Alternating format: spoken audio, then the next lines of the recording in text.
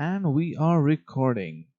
Okay, so I had actually been waiting for this ever since it was announced because it was being done by Wit Studio and it was going to be an original IP. I mean, how could you not get hyped? But as the days started to roll by, I had heard next to nothing about it on forums or on YouTube.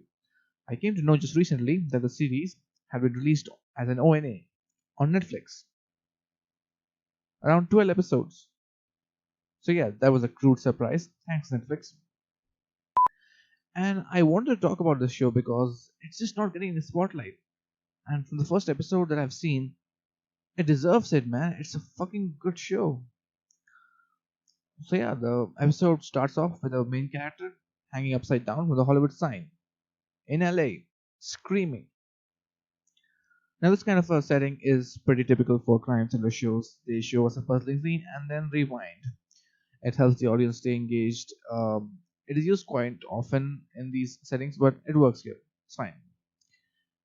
So yeah, right off the bat, the first thing that you'll notice is the amazing scenery and the backgrounds, colorful backgrounds, man. Seriously, love it. When a show goes for a more stylistic and unique approach with its art style, awesome. And it is very colorful and vibrant, like Mob Psycho, and it is definitely a character of its own in the show, like Ping Pong the animation or um, Devilman, any of Masaki Uesa's works really. Now, the colors could have easily conflicted with the foreground characters, but since the characters are outlined in black, it's easier for the eyes to distinguish between the foreground and the background. And it's not that jarring. And yeah, the end result is it's just visual eye candy. But yeah, I'm very much impressed with this studio, considering how their previous titles such as Attack on Titan and Vinland Saga, they certainly seem to be enjoying themselves a lot with this show, seeing all the little details and effort put into the first episode. Now coming to the soundtrack, I will talk about it more in a future video. But yeah, it definitely suits the vibe that they're going for. LA life. I imagine most of the series does take place in LA, so they've got that locked down with the soundtrack. And of course, the highlight is definitely the outro. But we all already knew that from the trailer. It's a complete banger. But yeah, it still amazes me just how perfectly it fits into the anime as if it was made for it. Now, coming to the actual episode, the scene that really sold me was the main character trying to con a foreigner, Laurent, who is our other main character. Now, Laurent seemingly gets scammed out of his money, hugs the guy, and just walks away. And I immediately paused and thought, hey, wait, did he just actually double con him? Because his weird body language and facial expression, there's something off about it. But then I was like, nah, I'm just reaching out way too far into it. But then the scene played out exactly that way. And that's when I realized the show is smart.